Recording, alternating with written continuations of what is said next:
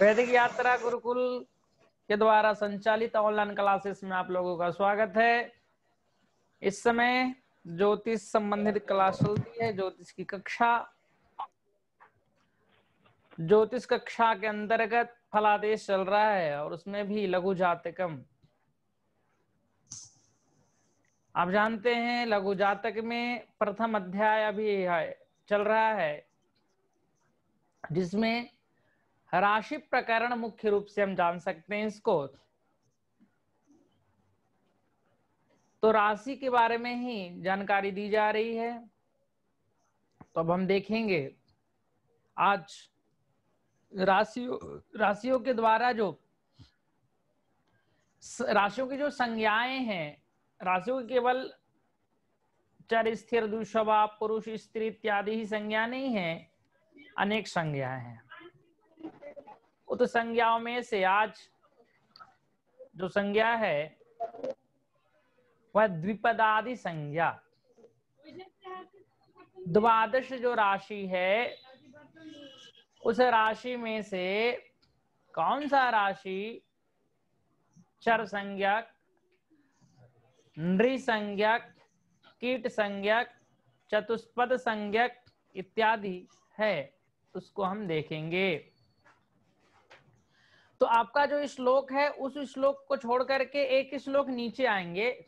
नीचे वाला श्लोक सबसे पहले देखेंगे आप, उसके बाद फिर ऊपर वाला देखेंगे, क्योंकि ऊपर जो श्लोक आप देख पा रहे होंगे प्रयोजन है, और द्विपद आदि जो श्लोक है उसका प्रयोजन। ठीक है। नृ चतुष्पद कीटाप्या बलिनः प्राक दक्षिणोपरत्तगाः दक्षिणो उत्तरगाः। तो इसका जो प्रयोजन है, ये प्रयोजन है। ठीक है। तो नृ चतुष्पद कीटाप्या बलिनः प्राक दक्षिणापरोत्तरगाः अपर उत्तरगाः। ठीक है, ये प्रयोजन है। हम प्रयोजन जब करते हैं जब उसका कुछ कार्य का प्रयोजन किया जाता है। ठीक है। तो सबसे पहले हम देखते हैं कार्य क्या है। तो हम नीचे देखेंगे श्लोक नंबर 12 और 13। तो क्या बोल रहा है?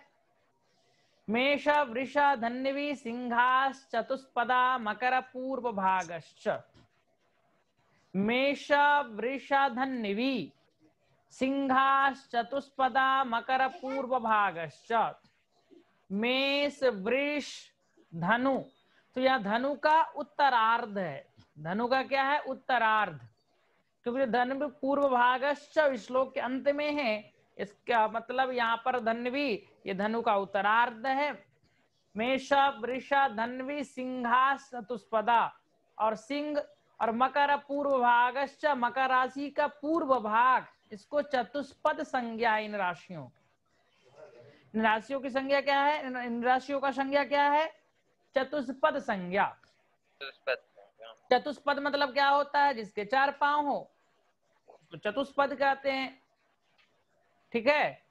तो मेष वृष धनु का उत्तरार्ध, सिंह और मकर का पूर्वार्ध, ये चतुष्पद संज्ञक होते हैं। ठीक है। मेष वृष धन्वी सिंहास चतुष्पदा मकर पूर्व भागश्च, इन राशियों की संज्ञा है। संज्ञा जानते हैं? नाम। अब जिसका जैसा नाम वैसा काम। ठीक है। तो चतुष्पद जो होते हैं, जिसके पास 4 पांव हो तो क्या करता है?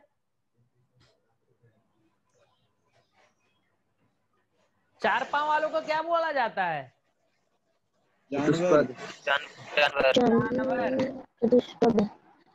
हाँ। तो मेष वृष मकर सिंह और धनु सबके 4 पांव होते हैं कि नहीं? भेड़ मेष मतलब वृष मतलब वृष, सिंह तो सबका 4 पांव होता है। अच्छा। कीटा कर्कट राशि ही, कर्कट राशि कीट। कर्कट राशि क्या है? कीट है। कीट कर्कट राशि। कर्कट राशि क्या है? कीट संज्ञक है। सरीसृपो वृश्चिक कथित। अब वृश्चिक को सरीसृप कहा जाता है। वृश्चिक को क्या कहा जाता है? सरीसृप। हाँ, वृश्चिक को सरीसृप कहा जाता है। तो कीट कर्कट राशि ही सरीसृपो वृश्चिक कथित। ठीक है। तो मेष वृष धन्वी सिंह चतुष्पदा मकर पूर्व भागश्च कीट कर्कट राशि सरीसृपो वृश्चिक कथित। मकरस्य पश्चिमार्धम। मकरस्य पश्चिमार्धम। हाँ, मकरस्य पश्चिमार्धम मीनस्य जलचरः ख्यातः। अब जलचर संज्ञक देखेंगे। जलचर संज्ञा किस किस राशियों का है? तो मकरस्य पश्चिमार्धम। मकरस्य पश्चिमार्धम क्यों? कि मकर का पूर्व हो गया ना। मकर का पूर्व का जो भाग है उसका कौन सी संज्ञा क्या था? चतुष्पद। हाँ, प्रथम लाइन है भाई, प्रथम पंक्ति। तो यहां पर आ गया मकरस्य पश्चिमार्धम। मकर का उत्तरार्ध। मीनः एक जलचर है। ठीक है। मीनश्च जलचर ख्यात। जलचर संज्ञक।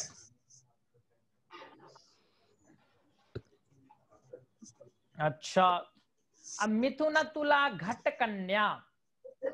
मिथुन तुला घट मतलब कुंभ, कन्या द्विपदा धनु पूर्व भागश्च। और धनु का पूर्व भाग, क्योंकि धनु का उत्तरार्ध ऑलरेडी पहले बता दिया गया था आप लोगों को। कहां बता दिया गया था? चतुष्पद में।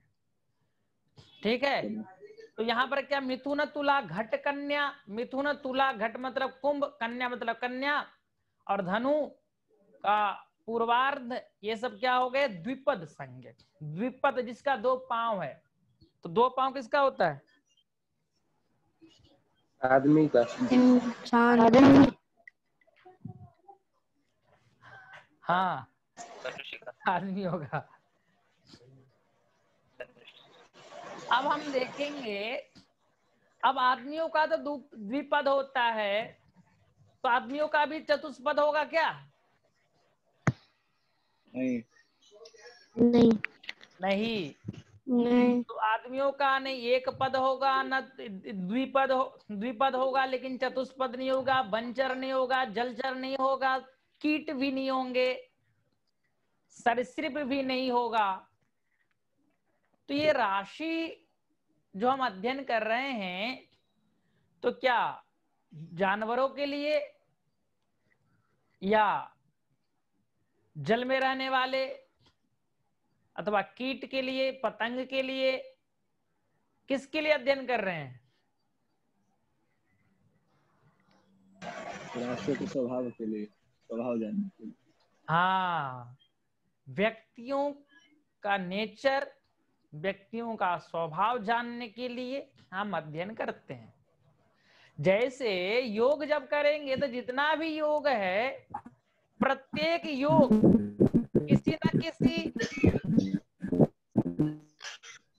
किसी ना किसी अरे अखिलेश महाराज, क्या कर रहे हैं आप? आवाज आ रही है आपके यहां से।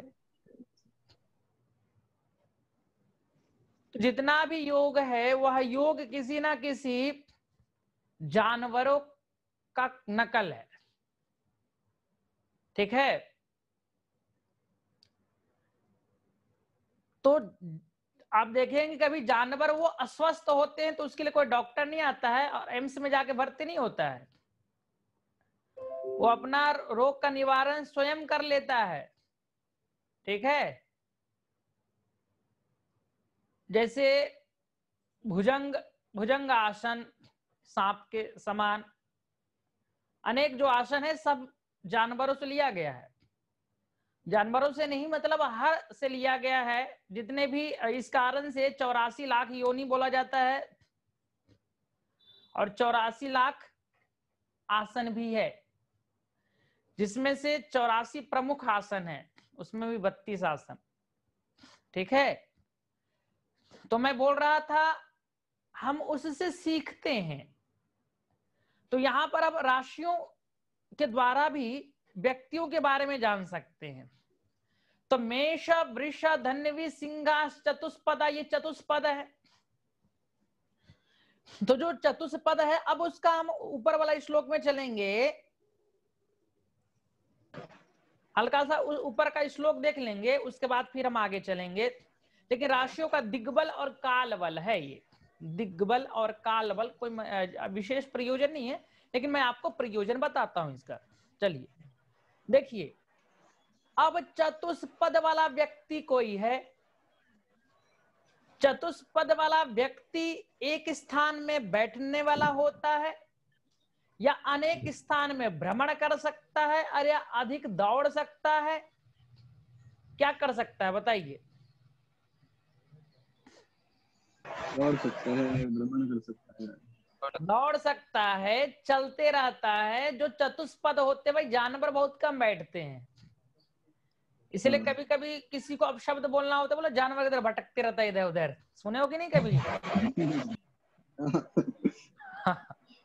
तो कहने का तात्पर्य जानवरों का आदत है भटकना।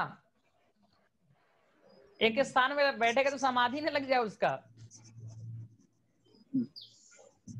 तो इस कारण से अब जिस व्यक्तियों का ये राशि है, चतुष्पद राशि है, तो वह व्यक्ति भी कैसा होगा?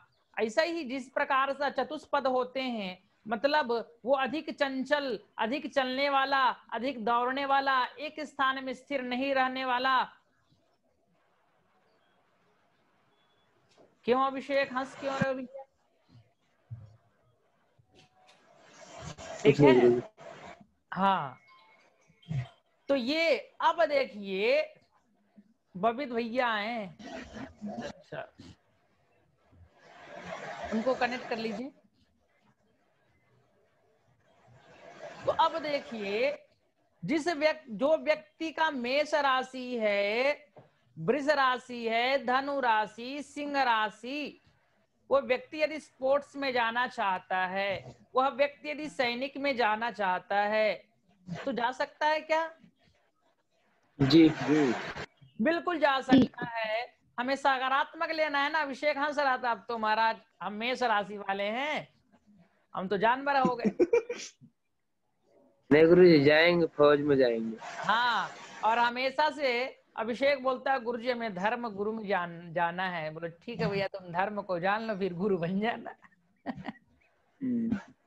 अच्छा है, लक्ष्य तय होना चाहिए, बहुत अच्छा। चलिए, अब अभिषेक को बल मिल गया होगा गुरु, मतलब हम जो सोचते हैं वो तो मेरा राशि है, इसका हम सोच रहे, इसका मतलब हम लक्ष्य को प्राप्त कर सकते हैं।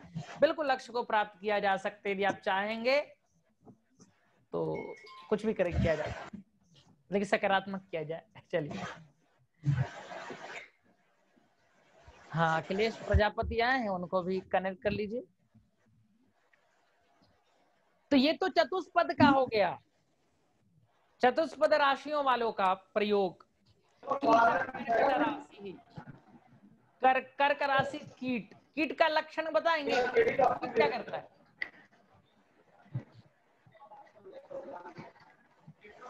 कीट, अरे पतंग जानते हो? कीट पतंग जो होते हैं, तुषार जी दीक्षित, गुरुजी, हाँ काइट। तो बोलो कुछ।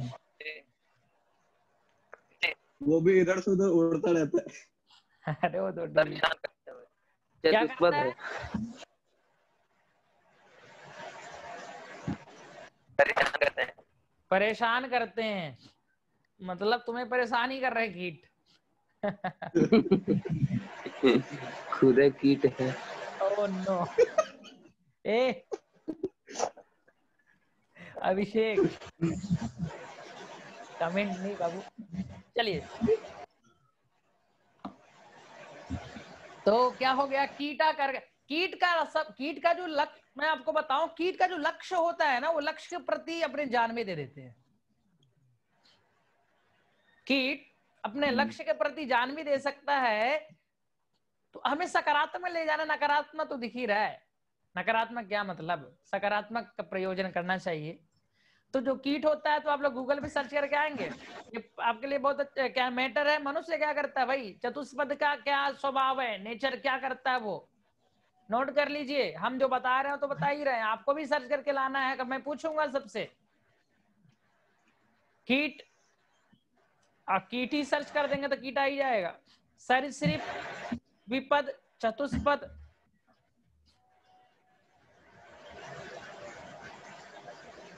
इसका प्रयोजन, ठीक है।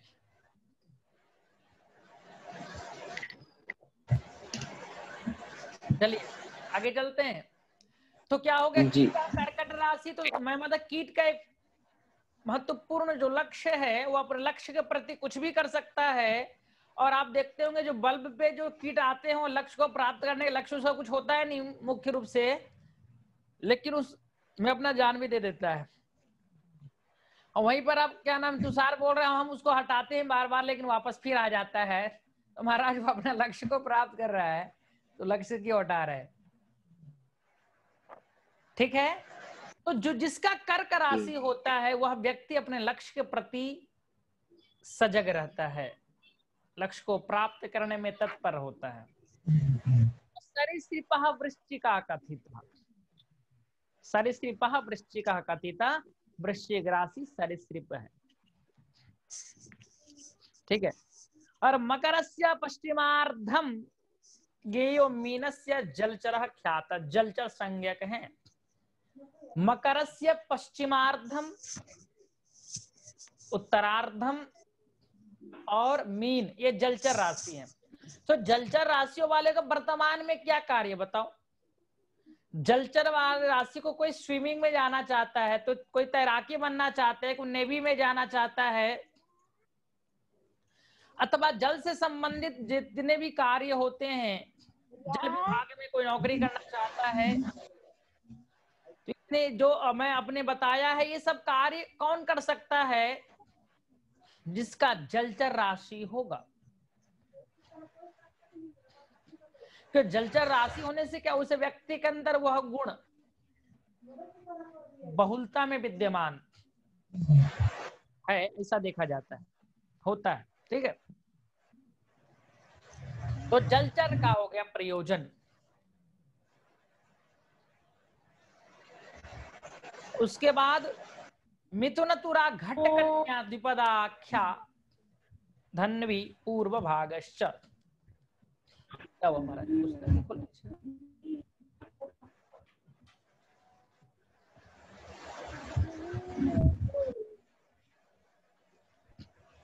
मिथुन तुला घट कन्या, मिथुन तुला घट कुंभ कन्या और धन्वी धनु का पूर्व उत्तरार्ध,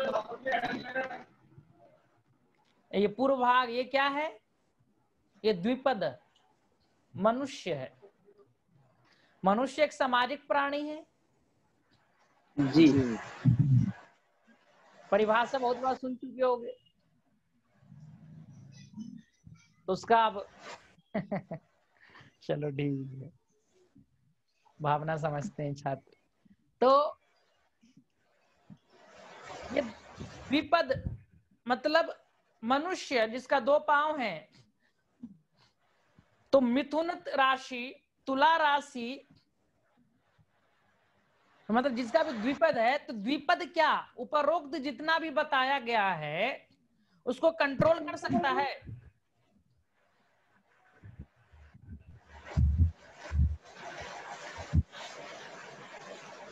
नहीं समझ पा रहे हो, मैं क्या बोला भाई, द्विपद व्यक्ति मतलब जो मनुष्य है, वह कीट को, जलचर को, वनचर को, सरीसृप को क्या कंट्रोल में कर सकता है, अपने वश में कर सकता है। जी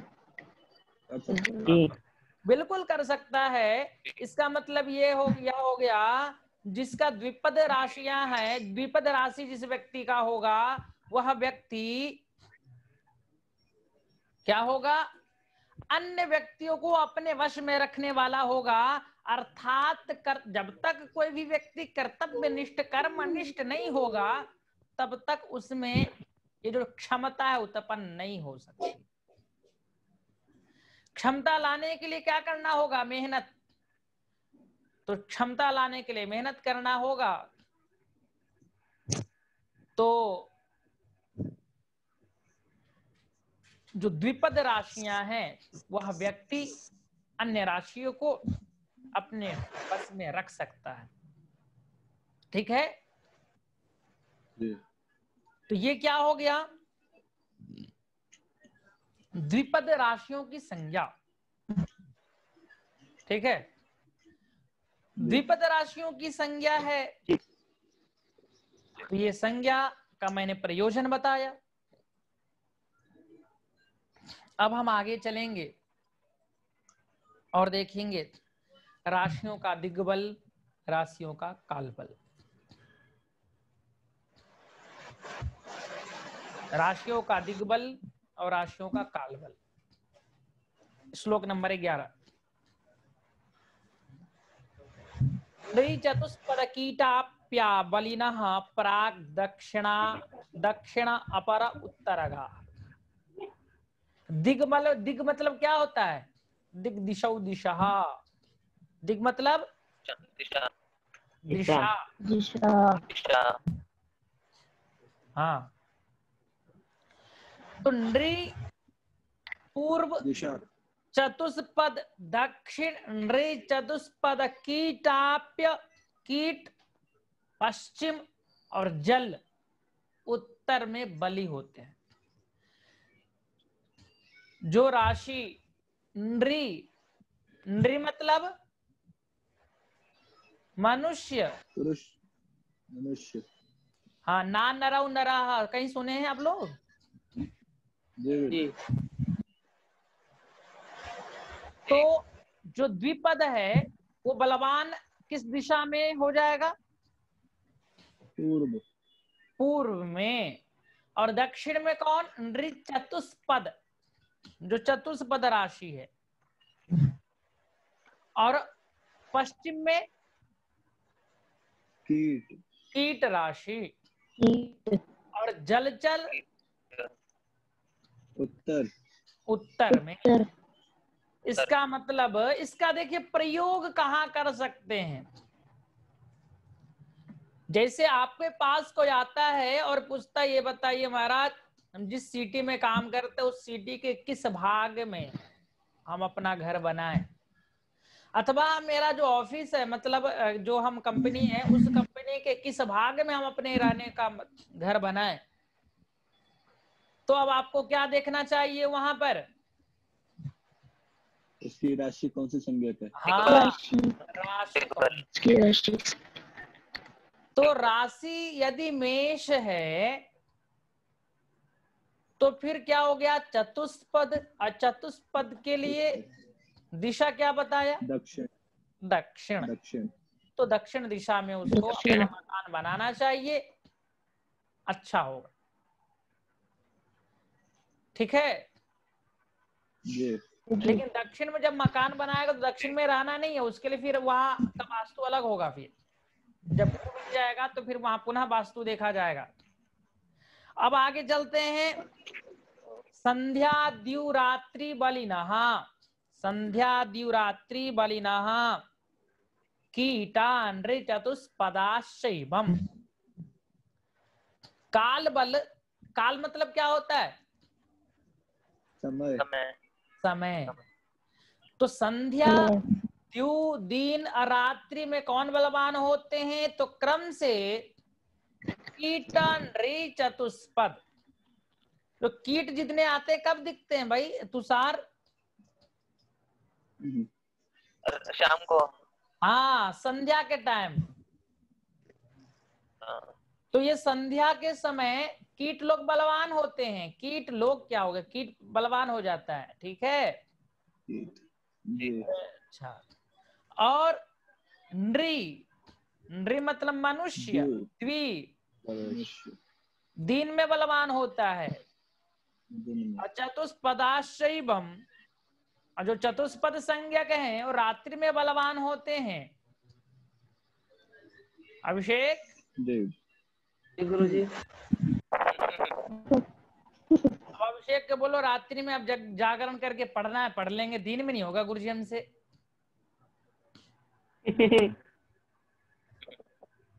अच्छा अखिलेश, तुम अलग से नहीं हो, तुम्हारा भी मेष राशि है बाबू। ठीक है, तो ये जी दिग्बल और कालबल, अभी षटबल देखा जाएगा तो क्रम से चलेंगे। ये दिग्बल हो गया, कालबल, दो बल हो गया। आपको मैं गृह कार्य बता चुका हूं। ये जो चार संज्ञा बताया गया आपको, नृ, चतुष्पद, कीट, अप, जलचर, इसका आप स्वभाव, नेचर आप खोज करके लाएंगे। मैंने हल्का सा आपको बता भी दिया था कहां से लाएंगे। तो ठीक है, जी। अब हम आगे चलेंगे। चलिए,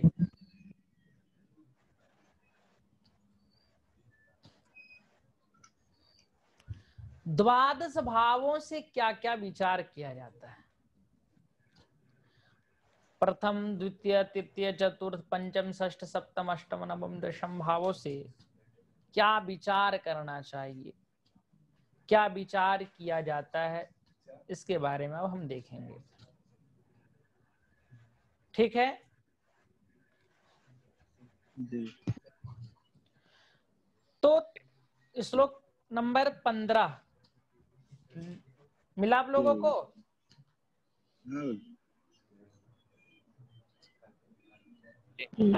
चल,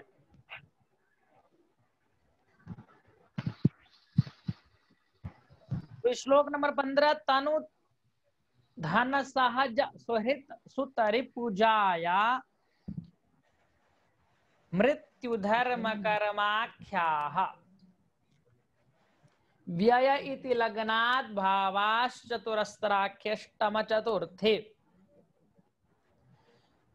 क्रम से जो द्वादश भाव है, उन द्वादश भावों से क्रम से विचार करते हैं। तनु, धन, सहज, सुहृत, सुत, रिपु, जाया, मृत्यु, धर्म, कर्माख्या, द्रव्य। ठीक है, और व्यय इति लग्नात् भावात्, लग्न भावों से क्रम से विचार करते हैं। ठीक है, और चतुरस्त्राख्यष्टम चतुर्थे, अष्टम और चतुर्थ और अष्टम भाव जो है उसका एक और संज्ञा चतुरस्त्र संज्ञा। क्या है? चतुरस्त्राख्य, चतुरस्त्र संज्ञा। चतुरस्त्र बोलते हैं चतुर्थ और आठ को। तो आप समझ गए हैं, ये तो ऑलरेडी मैं पहले भी बता चुका हूं। प्रथम भाव से शरीर, द्वितीय धन, सहज पराक्रम, बंधु चतुर्थ भाव, पंचम भाव पुत्र, रिपु षष्ठ, पज्जाया पत्नी सप्तम, मृत्यु अष्टम, धर्म नवम, कर्म दशम, आय एकादश, व्यय द्वादश। ठीक है, तो इस प्रकार से प्रत्येक भावों से अलग अलग विचार किया जाता है। चतुर्थ और अष्टम भाव जो है, उन दोनों भावों की संज्ञा चतुरस्त्र है, चतुरस्त्र कहा जाता है। तो ये हो गया आपका। कल हम देखेंगे चतुर्थ, अब भावों की संज्ञा, भावों के बारे में डिटेल बताया जाएगा, किस भाव को क्या कहा जाता है। तो अब यहां तक आप अच्छी तरह से देख करके, पढ़ करके, स्मरण करके, याद करके आएंगे। कल पुनः हम मिलेंगे आपसे। रिकॉर्डिंग को रोक दीजिए। वहीं पर